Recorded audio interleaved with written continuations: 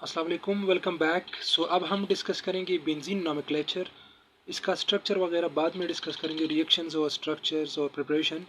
लेकिन अब हम सिर्फ इसका नोमेनक्लेचर करेंगे। तो बेंजीन का नोमेनक्लेचर बहुत आसान है और बहुत सिंपल सा नोमेनक्लेचर है। तो अब हम लेकिन सबसे पहले ये बेंजीन है, इसका रिप्रेजेंटेशन है ये बेंजीन का, और इसका शॉर्ट हैंड रिप्रेजेंटेशन ये है। इसमें 3 डबल बॉन्ड होते हैं और बाकी सारे इसमें 6 सिंगल बॉन्ड्स होते हैं, और इसका हर एक कार्बन sp2 होता है।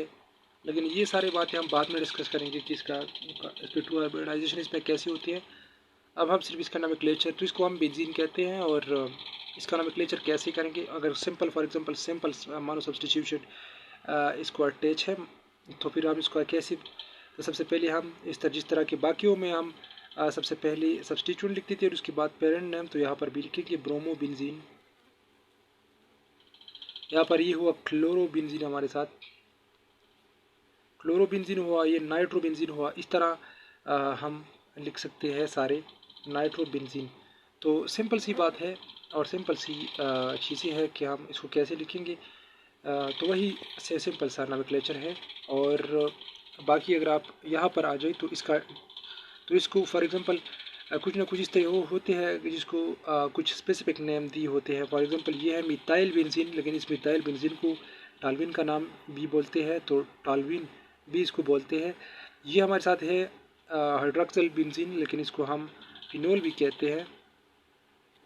और ये हमारे साथ है अमाइनो बेंजीन, लेकिन इसको हम इनालिन भी कहते हैं। तो इसका स्पेशल नाम है, कुछ इस तरह होते हैं जो कि उसका जो सब्स्टिट्यूएंट अटैच होते हैं उसके सब्स्टिट्यूएंट की वजह से इसको स्पेशल नेम देते हैं। तो ये स्पेशल नेम है।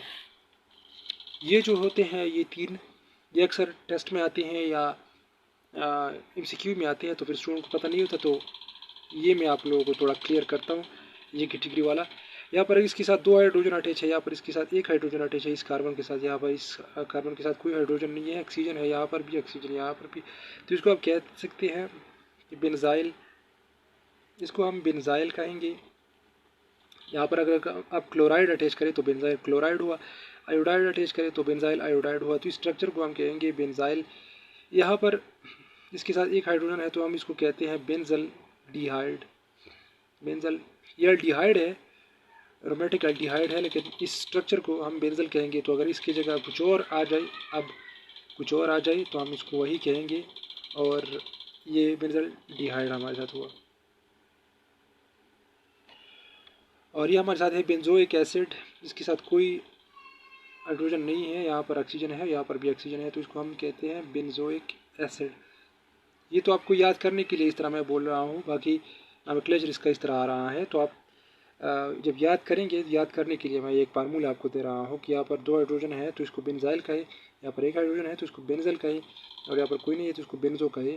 तो आपको फिर याद रहेगा आपके लिए इस तरह। वैसे तो इसका अपना नोमेनक्लेचर है, ये बेंस है, और इसके साथ OIC एसिड अगर आप लगाए तो ये कार्बोक्सिलिक एसिड हुआ। ये अल्डिहाइड अगर इसके साथ बेंज के साथ लगाए तो ये एरोमेटिक अल्डिहाइड हुआ, और ये अल्काइल हैलाइड बनता है एरोमेटिक अगर हम ये लगा लें क्लोराइड। यहाँ पर जो है इसमें मैंने आपको यही बताया यहाँ पर कि इसको हम कहते हैं, इस पोजीशन को अर्थो पोजीशन, इस पोजीशन को कहते हैं मेटा पोजीशन, इस पोजीशन को कहते हैं पैरा पोजीशन। तो अब आ जाइए यहाँ पर, इस स्ट्रक्चर को हम कहते हैं जाइलिन। लेकिन इस जाइलिन में 3 तरह के होते हैं। ये जो है ये 1-2 पोजीशन पर जो अटैच होते हैं, 1-2 पोजीशन पर 2 मिथाइल ग्रुप अटैच होते हैं, तो इसको हम अर्थोजाइलिन कहेंगे। इसको ओजाइलिन कहते हैं, अर्थोजाइलिन।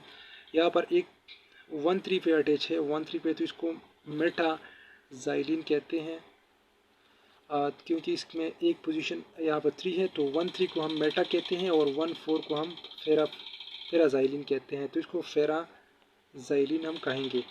तो ये पैराजाइलिन हुआ, ये मेटाजाइलिन हुआ, ये अर्थोजाइलिन हुआ। इसका नोमेनक्लेचर हम इस तरह करेंगे। बाकी कुछ एग्जांपल के लिए मैं आपको बुक पे हम जाते हैं, तो बुक में से वहाँ पर जो कुछ पॉइंट है हम उधर डिस्कस करेंगे।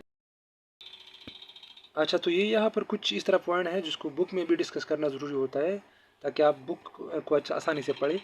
तो यहाँ पर है क्रिसोल को हम क्या कहते हैं, इस स्ट्रक्चर को हम क्रिसोल कहते हैं। और ये जो इसके साथ एक यहाँ पर अटैच है, इसके साथ हाइड्रोक्सिल ग्रुप, और यहाँ पर इसके साथ अटैच हैं CH3 ग्रुप, इसको मिथाइल ग्रुप कहते हैं। तो इसको हम कहते हैं क्रिसोल। ये आर्थो क्रिसोल है, ये मेटा क्रिसोल है, ये पैरा क्रिसोल है, या फिर ट्राई सब्सटीट्यूटेड या फॉली सब्सटीट्यूटेड हम उसको कहते हैं। फॉली में ट्राई है, इसमें 3 डिफरेंट अटैच है। तो इसका हम फिर नोमेनक्लेचर किस तरह करेंगे, 1 2 3 कामा लगाएंगे इसके हर एक के बीच में, 1 2 3 ट्राई क्लोरोबेंजीन। यहाँ सिंपल सी बात है, आपको याद है ऑलरेडी।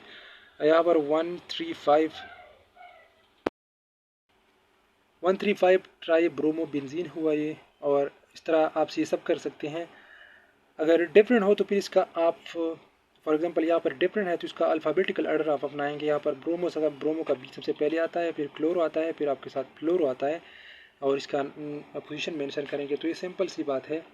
और बाकी यहाँ पर कुछ आते हैं इस तरह की जो कि फॉली सब्स्टिट्यूटेड है, इसका स्पेशल नेम है। जिस तरह की ये हुआ, ये मिसिटायरिन है, 135 मिथाइल ग्रुप जिसको अटैच होते हैं, ट्राई मिथाइल।